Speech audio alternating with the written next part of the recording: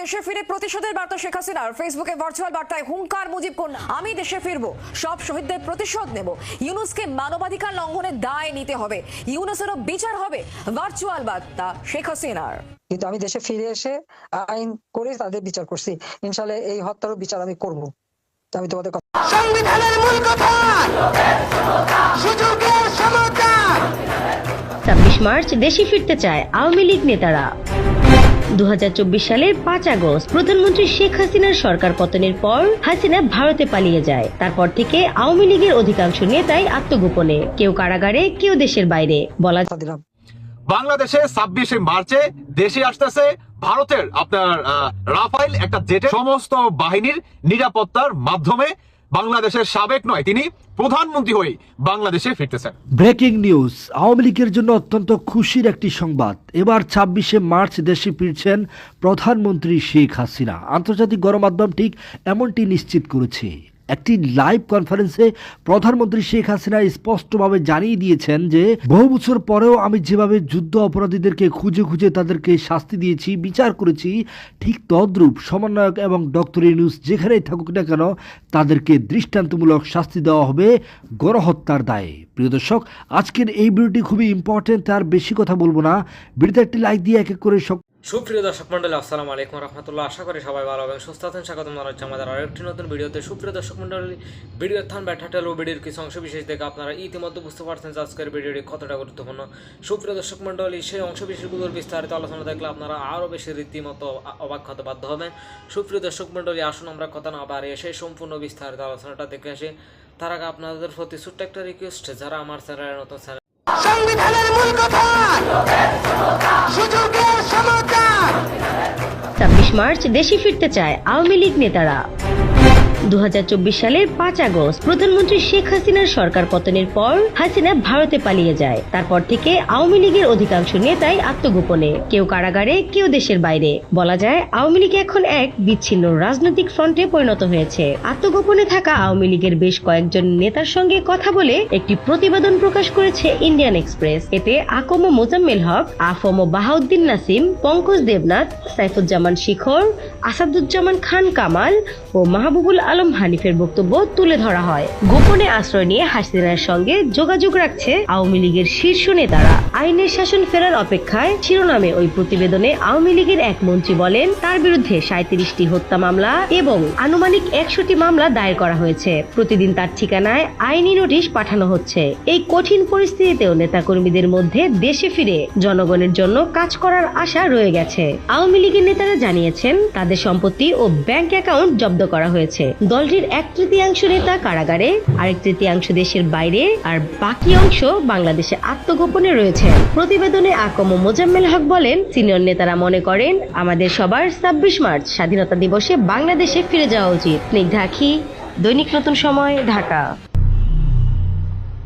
Breaking news, সেটি হচ্ছে যারা নাকি এই ভিডিওটা বিশেষ করে যারা নাকি আওয়ামী লীগের বিরোধিতা করেন, যারা নাকি প্রতিনিয়ত আওয়ামী লীগকে বাস দিচ্ছেন, আর যারা নাকি সমন্বয়কদের সমর্থক করতেছেন, তাদের উদ্দেশ্যে এই ভিডিওটা আমার মনে হয় ভাই কাল ঘাম ছোটায় ফেলবে। দর্শক বন্ধুরা, সেটি হচ্ছে বাংলাদেশে 26 মার্চে দেশে আসতেছে ভারতের আপনার রাফাইল একটা জেটের কি আপনার বিশেষ নিরাপত্তার কিংবা আপনার ভারতের সেনাবাহিনী কিংবা যত বাহিনী আছে সমস্ত বাহিনীর নিরাপত্তার মাধ্যমে বাংলাদেশের সাবেক নয়, তিনি প্রধানমন্ত্রী হয়ে বাংলাদেশে ফিরতেছেন। অনেকে হয়তো ভাবতে পারেন যে সবাই বলেন কি আপনি সকাল সকাল, মাথাটা খারাপ হয়ে গেল নাকি? না ভাই, আমি যথেষ্ট সুস্থ আছি আলহামদুলিল্লাহ। সেটি হচ্ছে ভারত। আপনারা অনেকেই জানেন, বা এই বিষয়টা আপনাকে যদি বুঝতে হয় আপনাকে 2.5 থেকে 3 মাস পিছনে একটু যেতে হবে। কেন যেতে হবে? আপনারা অনেকেই জানেন যে ভারতের যে আপনার সচিব আছে মিস্টার বিক্রম খান, তিনি কিন্তু আমাদের বাংলাদেশের সেনা প্রধানের সাথে সরাসরি একটা মিটিং করেন। আর এতে করে পিনাকি ভট্টাচার্য তিনি কিন্তু একটা মন্তব্য করেন যে ভারতের সচিব বা তারা সরাসরি কিভাবে আমাদের বাংলাদেশের সেনা প্রধানের সাথে সরাসরি মিটিং করতে পারে, কিভাবে? এটা তো কোনো আইনেও নাই। এতে করে কি আমাদের দেশটা অন্যদিকে যাচ্ছে, এটা করতে দেওয়া ঠিক হয়নি, বা তিনি বিভিন্ন ধরনের মন্তব্য করেন। এখন আসুন ডিরেক্ট পয়েন্টে। তো যখন নাকি আপনার এই বিক্রম খান তিনি যখন নাকি আমাদের বাংলাদেশের সেনাবাহিনীর প্রধানের সাথে কথা বলে, তখন তিনি কিন্তু অনেক ধরনের আপনার অ্যাক্টিভিটিস কিংবা অনেক বিষয় নিয়ে কিন্তু তিনি কথা বলে যে বাংলাদেশে আপনার সংখ্যালঘুদের উপর অত্যাচার কিংবা এই যে বাংলাদেশে একটা মৌলবাদী জঙ্গিবাদী একটা হামলা হইলো কুঠার নামে, এই বিষয়গুলো তুলে ধরে। তো এই বিষয়গুলো হঠাৎ করে কেন তুলে ধরে আর 2.5 থেকে 3 মাস আগে কেন এই মিটিংটা করা হয়, দ্যাটস দ্য রিজন। এটাই হচ্ছে মূল কারণ। আপনার অনেকেই জানেন যে 6 থেকে 7 দিন আগে ভারতের নরেন্দ্র মোদী আর হচ্ছে ডোনাল্ড ট্রাম্পের একটা মিটিং হয় আমেরিকা হোয়াইট হাউসে। সেখানে বা সেই আপনার মিটিংটা উদ্দেশ্য করেই আপনার ভারতের যে ছিল সচিব আপনার মিস্টার বিক্রম খান, তিনি কি কথা বলে যে আগামী দিনে কিংবা সামনে যে মিটিংটা আমাদের সাথে হতে যাচ্ছে হোয়াইট হাউসে আপনার আমেরিকার ডোনাল্ড ট্রাম্পের সাথে, সেখানে কি আপনার মন্তব্যটা কি, কিংবা আমরা বর্তমান আমাদের পার্শ্ববর্তী দেশ বাংলাদেশে যে সমস্ত ঘটনা ঘটতেছে কিংবা আপনাদের প্রধানমন্ত্রী আমাদের ভারতে তিনি আশ্রয় নিছে বা আমরা তাকে আশ্রয় দিয়েছি তার জানের নিরাপত্তা ভেবে বা তার জানের নিরাপত্তার কথা চিন্তা করে। তো আমরা এই টপিকে কথা বলবো। তো সেখানে অনেক ধরনের কথা উঠে আসবে যে কিভাবে তার পতন হলো বা তার পতনের পিছনে রিজন গুলা কি ছিল, কিংবা বাংলাদেশের সেনাপ্রধান এটাকে বা আপনি এটাকে কিভাবে দেখতেছেন। তো এই ধরনের কিন্তু একটা কথা কিন্তু বলে, আর সর্বশেষ যা হওয়ার তাই হয়।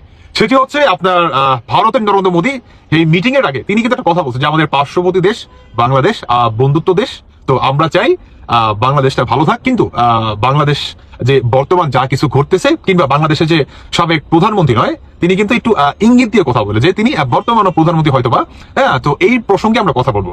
তো এখানে লাগছে হচ্ছে মেন পেজটা।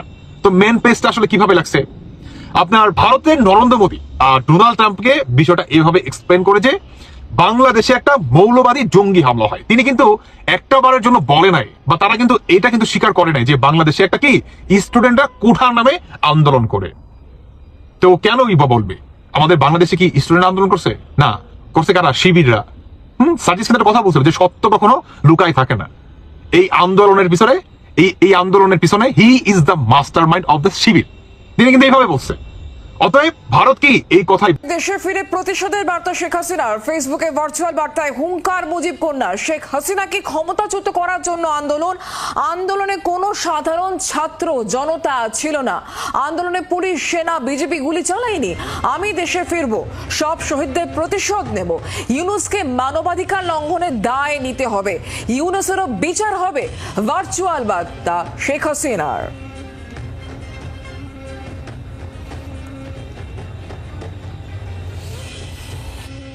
মুক্তি দিচ্ছিল, কিন্তু আমি দেশে ফিরে এসে আইন করে তাদের বিচার করছি। ইনশাল্লাহ এই হত্যারও বিচার আমি করব, আমি তোমাদের কথা দিলাম। আমরা কথা বলবো রাজীব চক্রবর্তী এই মুহূর্তে আমাদের সঙ্গে রয়েছেন, প্রতিনিধি টেলিফোন লাইনে। রাজীব, শেখ হাসিনার এই যে ভার্চুয়াল বার্তা, অন্যান্য ভার্চুয়াল বার্তাও আমরা শুনেছি এর আগে একাধিকবার তিনি বার্তা দিয়েছেন দূরে থেকে, আর এবার এই ভার্চুয়াল বার্তা কতটা গুরুত্বপূর্ণ হয়ে যাচ্ছে? দেখো, অত্যন্ত গুরুত্বপূর্ণ। শেখ মুজিবের কন্যা শেখ হাসিনা তিনি দেশ ছাড়তে বাধ্য হয়েছেন। তাকে তার সরকার পড়ে গিয়েছে, তাকে ফেলে দেওয়া হয়েছে তার সরকার। তিনি দেশ ছেড়ে ভারতে এসে আশ্রয় নিয়েছেন। তারপর থেকেই যতবারই তিনি ভার্চুয়াল বার্তা দিয়েছেন বাংলাদেশবাসীর উদ্দেশ্যে, ততবারই দেখা গিয়েছে বাংলাদেশের অভ্যন্তরে পরিস্থিতি উত্তাল হয়েছে এবং সেক্ষেত্রে আওয়ামী লীগের কর্মী, সমর্থক, নেতা, প্রাক্তন মন্ত্রীরা তাদের আক্রমণ হয়েছে তাদের উপরে। এই পরিস্থিতি কোথাও কি বদলাচ্ছে? এই প্রশ্নটা উঠছে এই কারণে, তার কারণ বাংলাদেশে ফেরার কথা বলছেন শেখ হাসিনা। শুধু ফেরার কথা নয়, সেদেশে যারা সরকার চালাচ্ছেন এবং তাকে উৎখাত করার পেছনে, তার সরকারকে উৎখাত করার পেছনে যারা রয়েছেন তাদের শাস্তির কথা বলছেন। বহু মানুষ খুন হয়েছেন, তাদের বিচারের কথা বলছেন। ভার্চুয়াল বার্তায় শেখ হাসিনার এই কঠোর এবং অত্যন্ত দৃঢ় বার্তা, সেটা বাংলাদেশবাসী কিভাবে নেয়, বাংলাদেশের আপামর জনগণ কিভাবে নেয়, সেটা কিন্তু খুবই লক্ষণীয়। তার কারণ রাজনৈতিক মহল যারা মনে করছেন যে এক্ষেত্রে শেখ হাসিনা তিনি কার্যত জল মাপছেন, তার কারণ বাংলাদেশের কোথাও বেশ কিছু জায়গায় বলা যেতে পারে ইউনূস সরকারের বিরুদ্ধে ক্ষোভ সৃষ্টি হয়েছে, সেখানে একেবারে প্রতিরোধ গড়ে উঠছে কোথাও জায়গায় অত্যাচারের বিরুদ্ধে। এই জায়গাটিকেই কাজে লাগাতে চাইছেন শেখ হাসিনা এবং এমন একটা সময় তিনি বেছে নিয়েছেন যে সময় গত 6 মাস পরে ভারত এবং বাংলাদেশের মধ্যে একটি শীর্ষস্তরীয় বৈঠক শুরু হয়েছে নয়াদিল্লিতে। বিএসএফ এবং বিজিবি ডিজি পর্যায়ের বৈঠক, এটি শুরু হয়েছে গতকাল এবং চলবে আগামীকাল গিয়ে সেই বৈঠক শেষ হবে। এমন একটা সময় শেখ হাসিনার এই ভার্চুয়াল বার্তা এবং সেই বার্তার মধ্যে একেবারে দেশে ফেরার কথা, শহীদদের প্রতিশোধ নেব এ কথা বলার মধ্যে দিয়ে কিন্তু কার্যত তিনি বাংলাদেশের অভ্যন্তরে তার কতটা ভিত রয়েছে, তার কর্মী সমর্থকরা কতটা শক্ত এবং বাংলাদেশ বাসী তাকে কিভাবে নিচ্ছেন সেটি তিনি মেপে নিতে চেয়েছেন বলেই মনে করা হচ্ছে। প্রিয় দর্শক, আজকের এই বক্তব্য থেকে বিষয়টা একেবারে পরিষ্কার হয়ে গেল যে প্রধানমন্ত্রী শেখ হাসিনা বীরের বেশে আবারও বাংলাদেশে ফিরে আসবে এবং সেটা হলো 26শে মার্চ।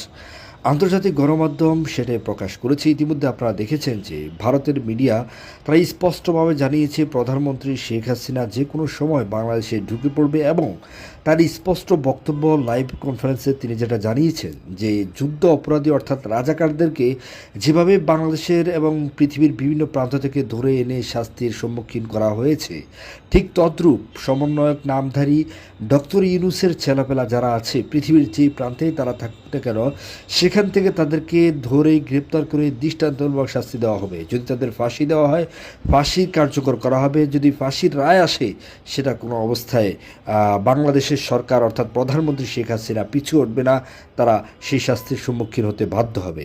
প্রিয় দর্শক, আন্তর্জাতিক থেকে চাপ আসবে কিনা সেটা পরের বিষয়, কিন্তু প্রধানমন্ত্রী শেখ হাসিনার সাথে বহিরাষ্ট্রের সাথে বিশেষ করে ভারতের সাথে এবং যুক্তরাষ্ট্রের সাথে ঘনিষ্ঠতা রয়েছে, সম্পর্ক রয়েছে ভালো, সেজন্য আন্তর্জাতিক চাপও আসবে না। প্রধানমন্ত্রী শেখ হাসিনা 26শে মার্চ তিনি আবারও দেশে ফিরে আসতে পারেন এমনটি তথ্য নিশ্চিত করেছে আন্তর্জাতিক গণমাধ্যম। প্রিয় দর্শক, এই বিষয়টিকে আপনি কোন চোখে দেখছেন যে আওয়ামী লীগ কি আবারও শক্তিশালীভাবে দাঁড়াতে পারবে কিনা এবং প্রধানমন্ত্রী শেখ হাসিনাকে আপনি আবারও প্রধানমন্ত্রী হিসেবে চান কিনা?